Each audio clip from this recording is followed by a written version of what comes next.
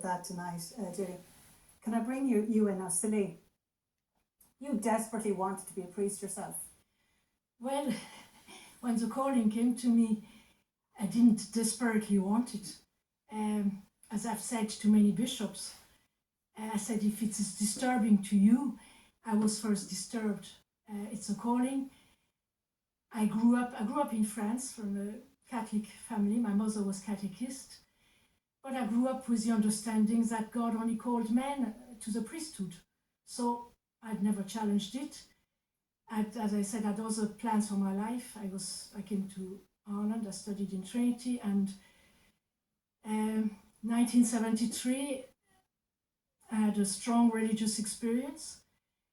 And soon after, as that sense of calling to the priesthood, and I couldn't reconcile such a calling to the fact that I was a young woman, an 18-year-old woman.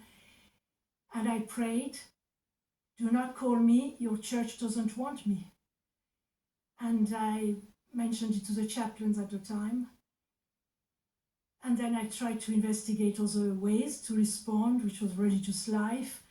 And I did. I went to Assisi in 1975, and I went investigated with Viatoris Christi, lay missionaries, but nothing, it wasn't a calling.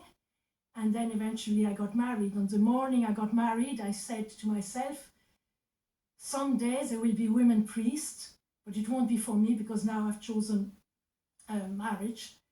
That was in 1980. And in 1990, 10 years married, 2 children, the calling came back.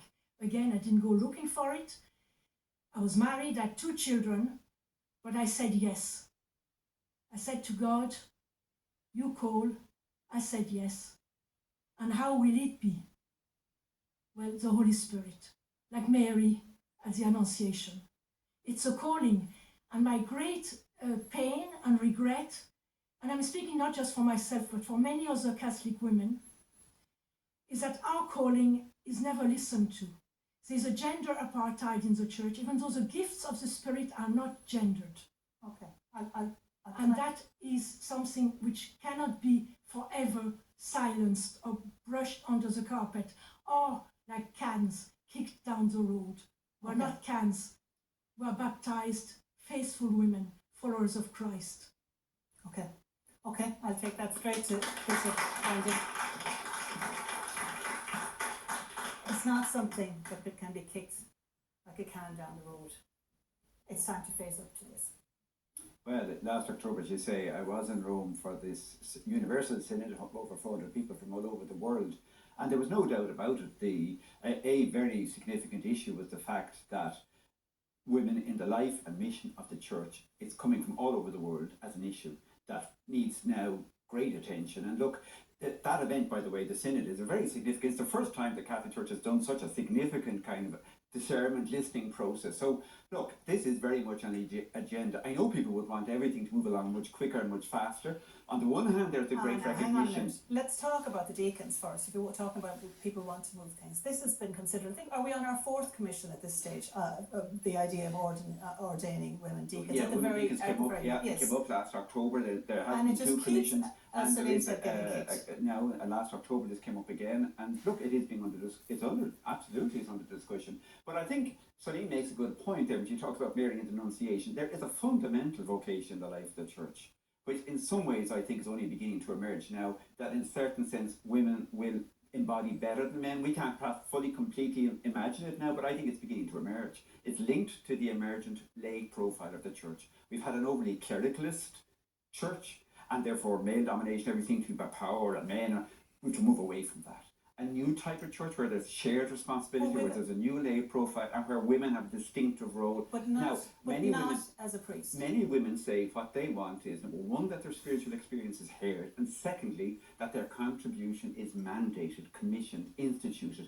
That's where we have to move, definitely. But what about the women who say they want to be priests? Well, look, or even deacons? Yes, I appreciate and I hear that, and I hear Celine's experience as well. The fact of the matter is, though, that the big thing we're trying to do now is recognise it's not just one ministry, priesthood. There's many ministries, catechists, lector, listener, administrator. We have many women now in the dicasteries departments in Rome who are holding up major roles also in our diocese, major roles run by women. So there's something new emerging. But not the ordaining Because of the women. priesthood at the Can I moment, just ask you, just specifically on the ordaining of women, do you think that is something that we will see? certainly the question in of our diaconate elections? is being looked at very seriously. It's being for deacons. The issue of women deacons. Okay, Ellen. Do you think we'll see this? Not in my lifetime, but maybe eventually. I think that it's obviously a very strong, popular argument. It comes up a lot consistently anytime people are consulted on the changes that they would like to see within the church. I think Deirdre mentioned already that we all know of parishes where women, often through volunteer, sometimes unrecognised work, are keeping those parishes together. The only caveat I would add is